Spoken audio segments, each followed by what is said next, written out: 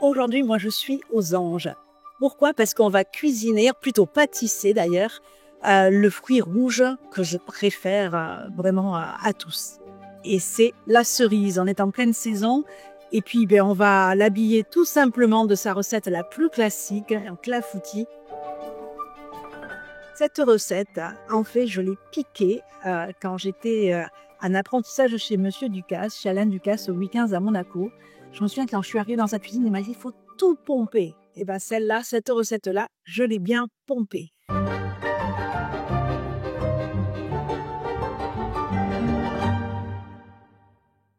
Des ingrédients pour ce clafoutis. Alors bien sûr, de belles cerises, du beurre pommade, sucre glace, farine, du lait, du sucre semoule, de la poudre d'amande, des œufs et du sucre vanillé. Mais la petite astuce, c'est que je vais vous montrer comment le cuisiner vous-même. Pour ça, il me faut tous les restes de gousse de vanille que vous avez utilisés pour récupérer les graines. Vous les avez fait sécher et je vais vous montrer comment faire ce sucre vanillé.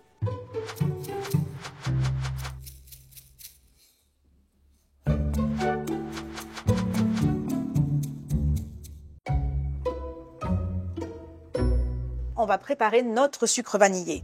Tout simplement. Donc là, il y a à peu près l'équivalent de 5 gousses de vanille. Ces gousses de vanille, on les a utilisées avant, on les a grattées, on a pris les graines et on les a utilisées pour une autre recette. On les a fait sécher. Et maintenant, on va tout simplement les mixer. Donc pour l'équivalent de 5 gousses comme celle-ci, avec à peu près 250 grammes de sucre. Rien ne se perd. C'est parti.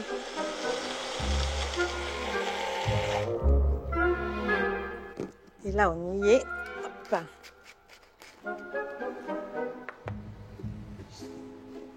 Ça sent bon la vanille. Et on obtient un sucre vanillé maison, parfaitement équilibré, bien meilleur que celui qu'on peut trouver dans les magasins et bien sûr bien moins coûteux. On y va. Alors 6 œufs qu'on clarifie. Clarifier, cela veut dire que on sépare le blanc des jaunes. Alors pour cette recette, j'ai pas besoin des blancs, mais attention, on ne les jette pas, on les conserve, on les met au congélateur. Ça nous servira toujours un jour quand on voudra faire un soufflé. Donc on ne jette rien. Dans les jaunes, d'abord le sucre avec le sucre vanillé. On mélange. Vous l'avez souvent entendu dire, jusqu'à ce que le mélange blanchisse. Alors c'est-à-dire, il faut vraiment bien mélanger pour que le sucre soit absorbé par les jaunes. On a un sucre qui est un peu noir à cause de la vanille. Le mélange blanchit un peu moins, mais on voit quand même que les jaunes deviennent plus pâles, ce qui prouve que le sucre est bien absorbé. Un peu de farine, c'est ça qui va faire que, à la cuisson, la crème pâtissière va épaissir. On mélange bien, sans grumeaux. Et enfin, on finit avec du lait entier. On commence par une petite quantité pour détendre le mélange de base et très rapidement on peut tout verser. Alors cuisson de la crème pâtissière, on transvase et donc sur feu moyen on cuit la crème jusqu'à ce qu'elle épaississe sans cesser de remuer pour pas qu'elle accroche dans le fond de la casserole. Ça va prendre 7 à 8 minutes pour obtenir une crème pâtissière bien goûteuse, bien vanillée. Tout de suite, on la débarrasse pour stopper la cuisson. La crème a bien épaissi. En refroidissant, elle va encore épaissir. Pendant que la crème pâtissière refroidit, préparation de la crème d'amande. On commence par mélanger la poudre d'amande avec la farine. Le beurre. J'ai bien fait attention de le sortir très à l'avance et il est devenu ce qu'on appelle pommade, dans lequel je mets sucre glace. Alors c'est une opération qu'on pourrait presque faire au batteur, mais que moi je vais faire au fouet. Et là, j'ajoute mon mélange poudre d'amande et farine. Dernière opération, les 2 œufs entiers cette fois-ci. Alors les œufs, bien sûr, on les incorpore bien au mélange. Alors sur cette crème, hein, contrairement à la crème pâtissière, il n'y a pas besoin de cuisson.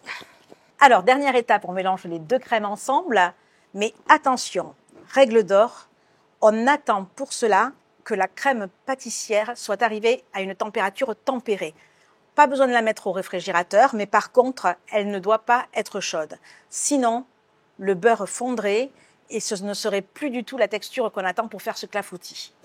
Délicatement, on mélange les deux masses ensemble pour qu'elles n'en forment plus qu'une, homogène, bien gourmande, bien odorante aussi, hein, parce qu'avec les bons produits, notamment la vanille, et quand les deux crèmes sont bien mélangées, c'est à ce moment-là qu'on va introduire les fruits, les cerises en l'occurrence, parce que attention, ce clafoutis, on le fait aujourd'hui avec des cerises, mais moi je l'ai fait de plein d'autres façons. Ça peut être des pommes, des poires en hiver, des figues au début de l'automne, d'autres fruits rouges, même des fruits blancs, genre abricots, pêche, brugnon. C'est vraiment une pâte qui se marie avec tous les fruits possibles inimaginables.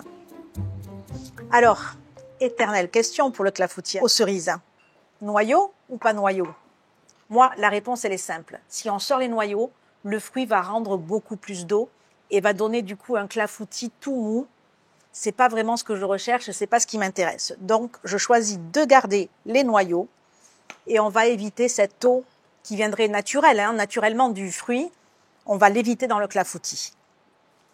Par contre, n'oublie pas, on prévient les invités. Alors, petite astuce, hein. Alors, je beurre d'abord, bien sûr, le plat clafoutis, un plat en porcelaine. Hein, et une fois qu'il est bien beurré, avec du beurre pommade, hein, bien sûr, j'ajoute, et c'est ça ma petite astuce, un peu de poudre d'amande.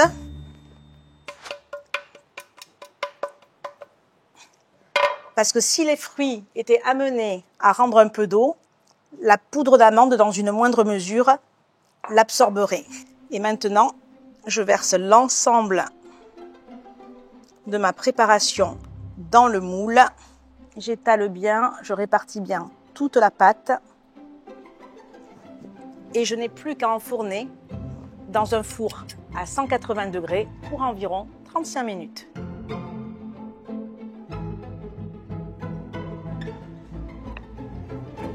Et voilà.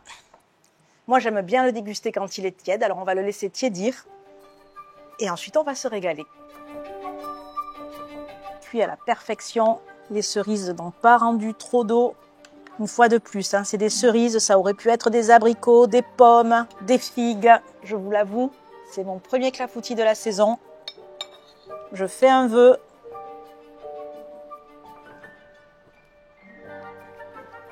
On n'oublie pas le noyau, hein. Merci Monsieur Ducasse, cette recette infaillible, délicieuse, je la fais chaque été.